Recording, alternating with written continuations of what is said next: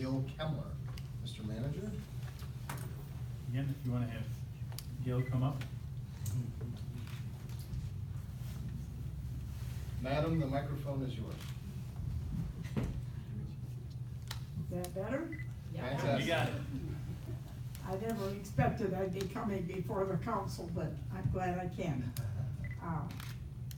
You know, my days here in Rochester go way back. When I was 4, my mother was hospitalized in Illinois, and I was brought here and my grandparents took care of me. My grandfather operated the Idle Hour Theater. So I got introduced to all the things that went on there, and we lived upstairs on Main Street. I can't remember what's there right now. It's south of the Bean and Leaf. And my memories of living there are the streetcars on Main Street. There were so many. Sometimes they said there were 10 an hour. I don't know for sure if that's true. But my grandfather would get the film from Detroit, and it'd be sent out on the 2 o'clock streetcar. And he'd go and meet the streetcar and give him the old reel and get the new one. And he was determined to run a decent theater, and he did. But then I lived in Pleasant Ridge and Ferndale for several years and came to Rochester for my summer vacations because my cousins were all here. But then we moved back here in 1931 when the bottom fell out of a lot of things.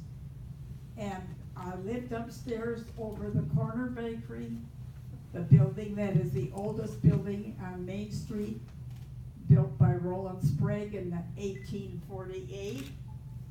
And it was a real adventure living there because you could look out and see all the things that were going on. When I got to be a teenager and started dating, the guy I was dating lived on 2nd Street, and I'd see him come up the street. He'd go the whole lot always went up to 5th Street then. And then crossed over and came back, so I knew how long I had to get the dishes done.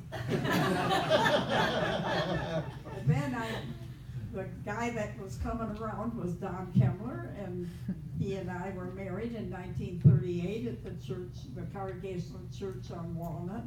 My memories are so full of Rochester, and I've always loved it, and unfortunately, I'm 1 street over, so I'm not in Rochester right now, but as far as I'm concerned, I am.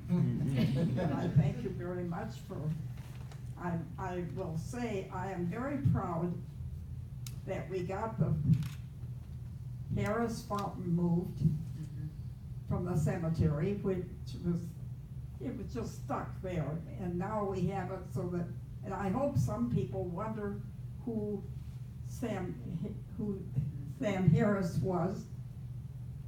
And if you have not read Why I Was Not Hung, you should, because the story of what he did during the Civil War, and he kept his roots here, came back every year to the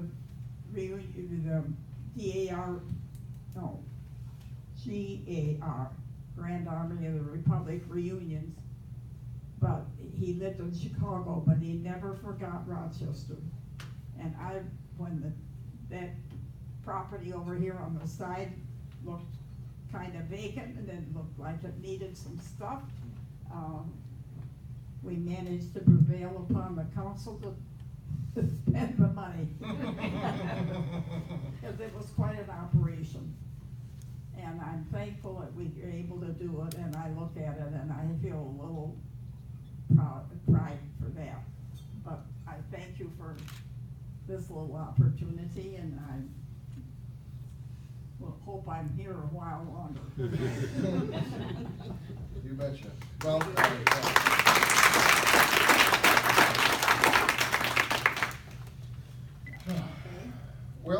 Gail, I'll read this to you.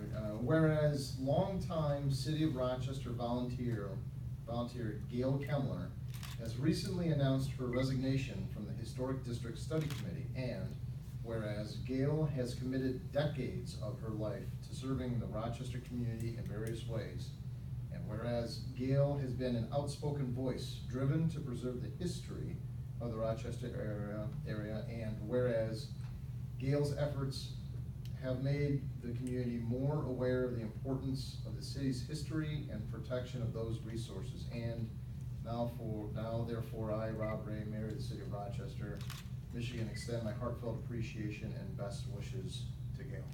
Thank you.